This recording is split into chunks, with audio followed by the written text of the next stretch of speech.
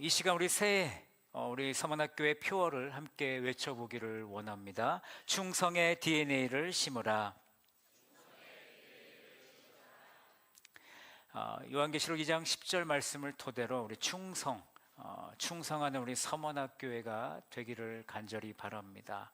25년 서문학교회는 우리 성도들에게 무조건적인 충성을 요구하지 않겠습니다. 대신 구체적이고 실천 가능한 영역을 설정하여 함께 충성의 길을 걷는 우리 모두가 되기를 바랍니다. 저는 올 한 해 매달 성도들과 교회가 함께 충성해야 될 주제를 정하고 이에 맞는 말씀을 준비합니다.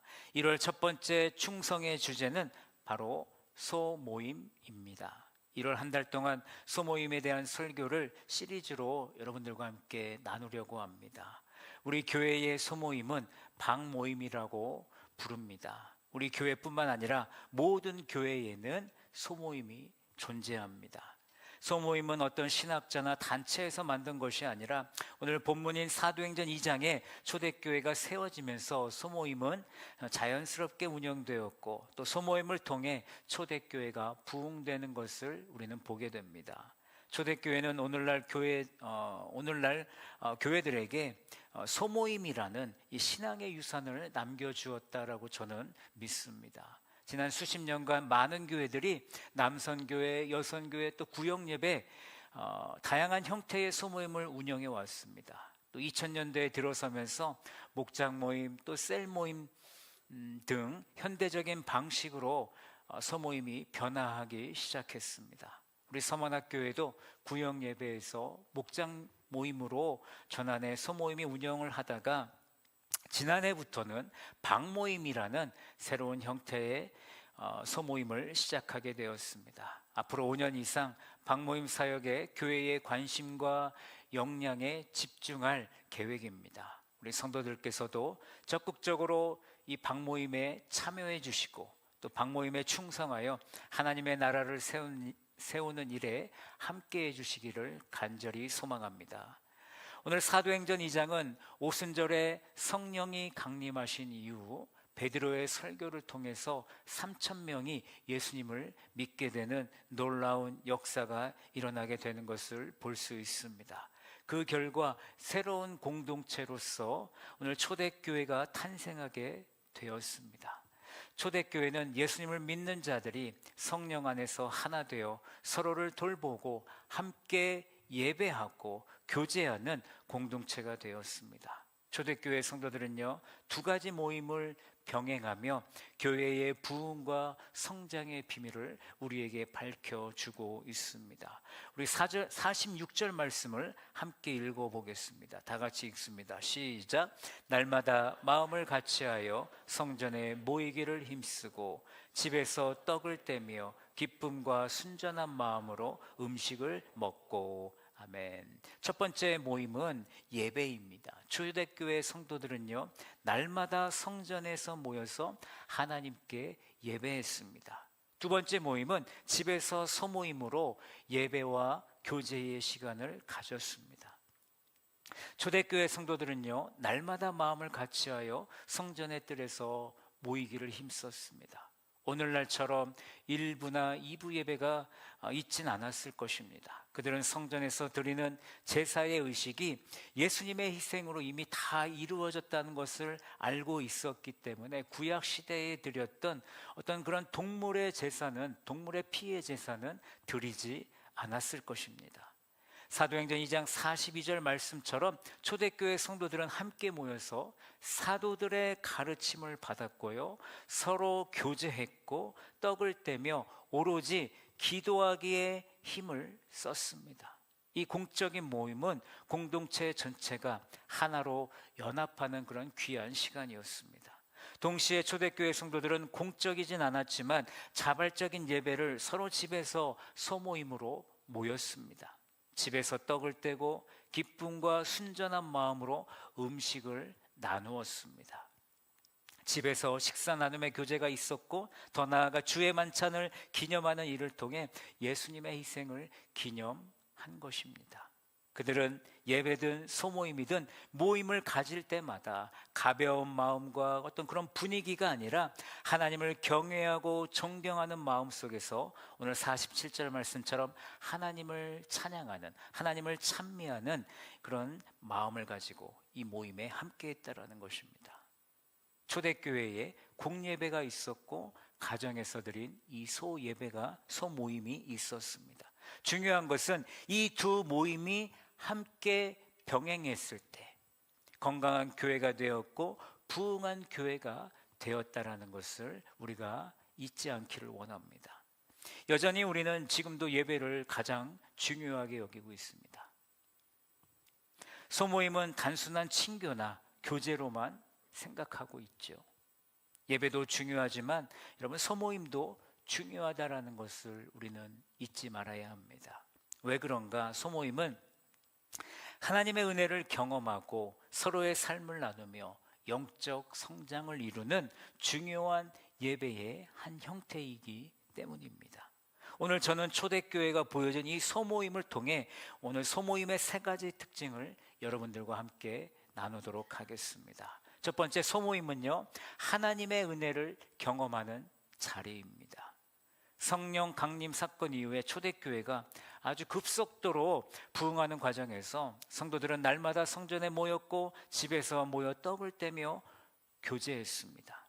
이러한 모임은 단순히 어떤 인간적인 만남이 아니라 성령께서 직접 인도하시는 영적인 모임이라고 할 수 있습니다.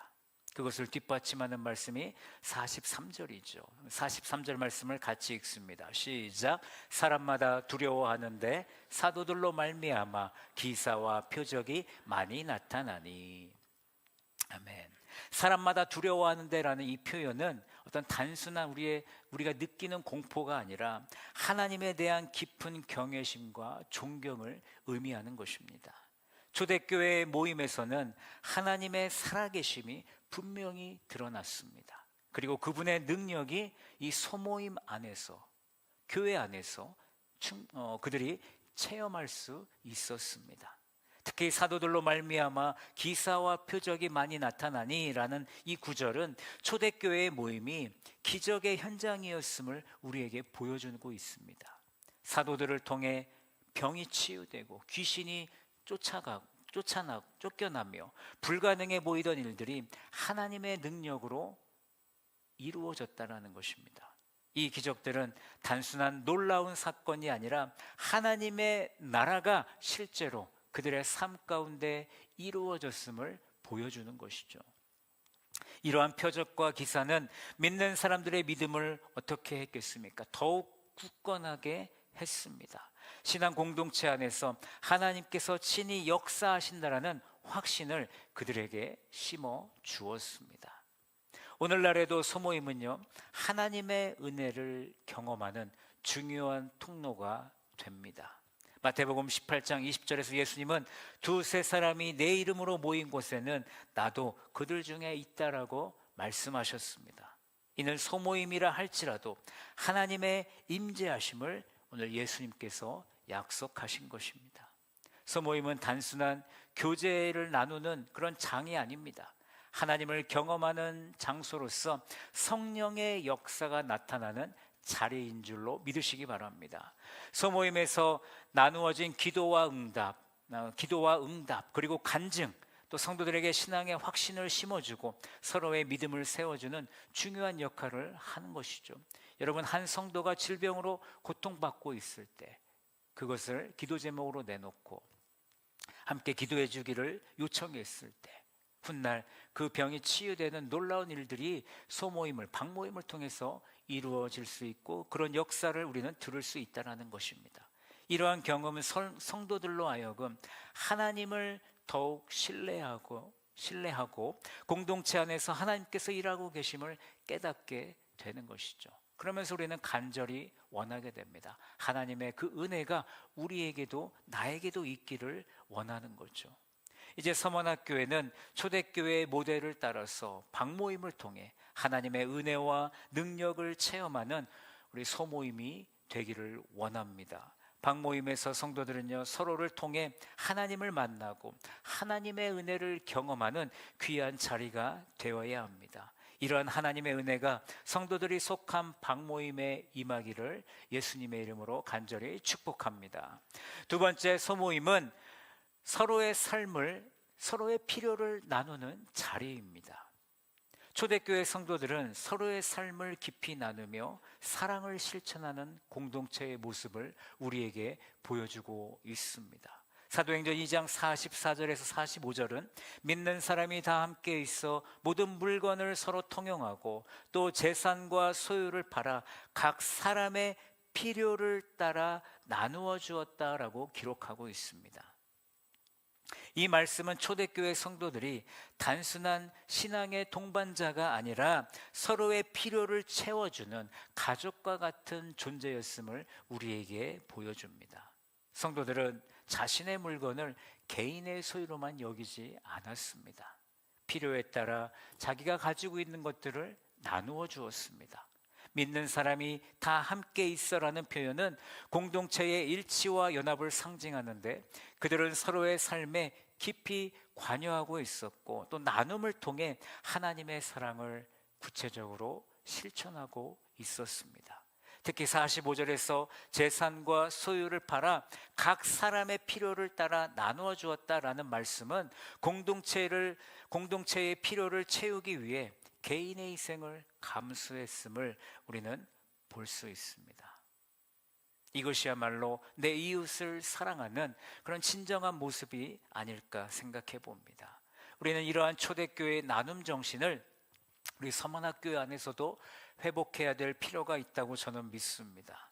많은 경우 신앙이 개인적인 영역에 머무르는 경향이 있지만 소모임은 성도들이 서로의 삶을 깊이 나누고 서로의 필요를 함께 나누고 채우는 자리가 되어야 합니다. 예를 들어 어려운 성도를 돕기 위해 자발적으로 헌금을 할 수도 있습니다. 또는 식사나 신방으로 격려하는 모습을 우리가 가질 수 있습니다. 초대교회의 소모임의 나눔을 오늘날 적용하고 실천하는 모습이 우리 서문학교의 방모임 안에서도 이루어지기를 간절히 소망합니다. 여러분, 돈이 많이 있으면 하겠다고요? 돈이 많이 있으면 정말 우리가 할까요?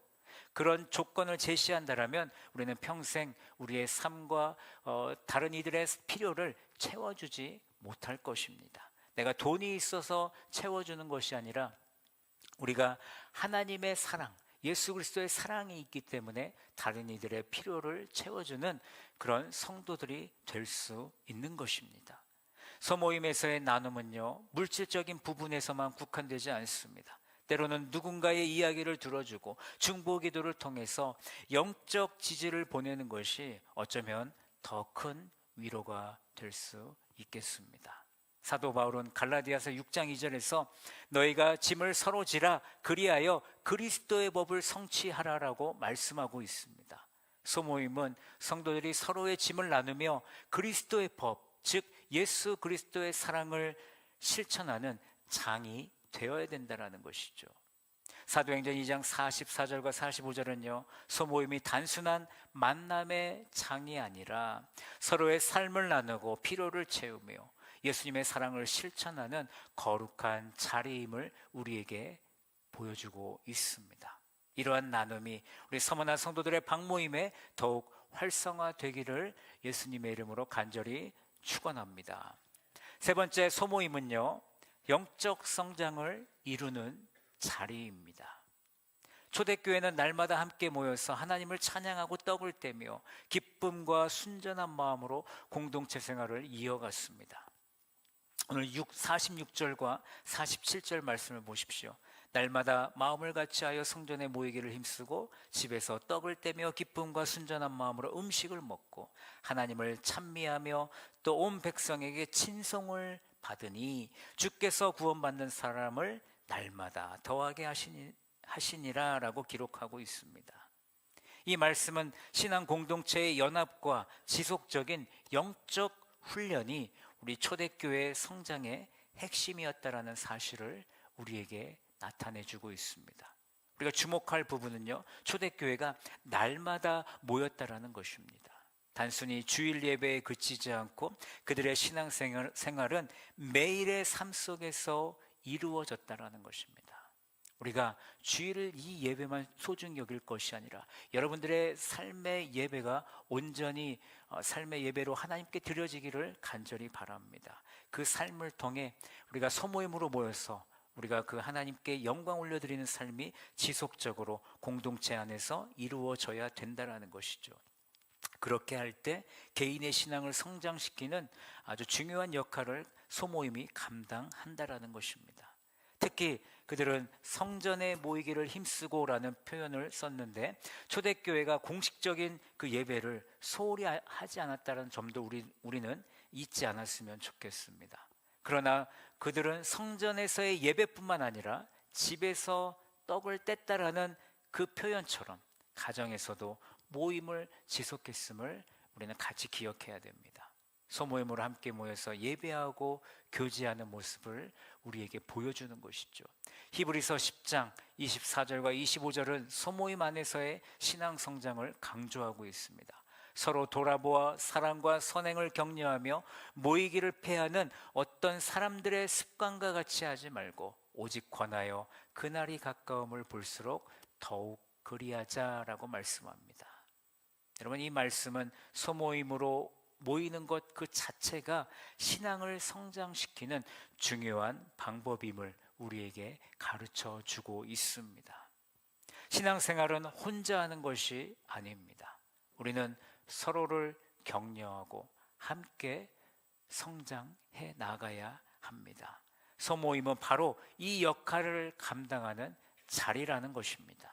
서로의 믿음을 확인하고 격려하며 어려움을 함께 나누며 나누는 그 과정에서 영적인 성숙이 이루어질 줄로 믿습니다.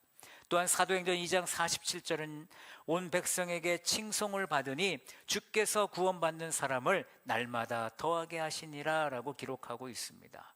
초대교회의 성장 비결은 무엇입니까? 단순히 사도들의 어떤 그런 놀라운 설교나 표적과 기사에만 있었던 것이 아니라는 것입니다. 지속적으로 모이며 말씀을 나누고 함께 떡을 떼며 교제하는 그 소모임의 모습이 비신자들에게 깊은 인상을 주었다는 것입니다. 소모임의 사랑과 섬김은 외부 사람들에게 예수님의 사랑을 드러내는 강력한 도구가 됨을 오늘 우리에게 말씀해 주는 것입니다. 소모임이 활성화될 때 교회는요 자연스럽게 부흥하게 되는 것입니다. 초대교회에서 성도들이 날마다 모이며 영적으로 성장했을 때 하나님께서는 구원받는 사람을 날마다 더해 주셨습니다. 이것은 오늘날에도 동일하게 적용된다라고 저는 믿습니다. 소모임을 통해 성도들이 신앙으로 성장하고 삶에서 예수님의 사랑을 드러낼 때 여러분들의 주변에 있는 사람들은요 자연스럽게 교회로 나오게 될 것입니다. 소모임은 개인의 신앙을 넘어 공동체 전체가 성장하는 중요한 자리입니다.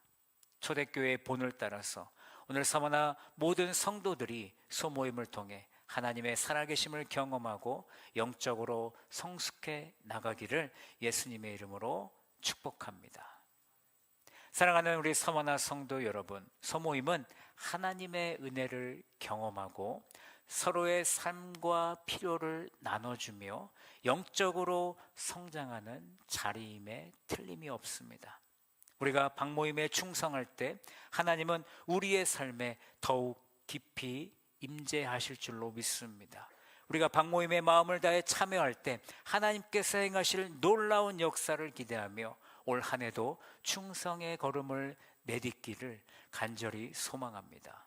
저는 1월 한 달 동안 새로운 방과 방언을 모집하고자 합니다.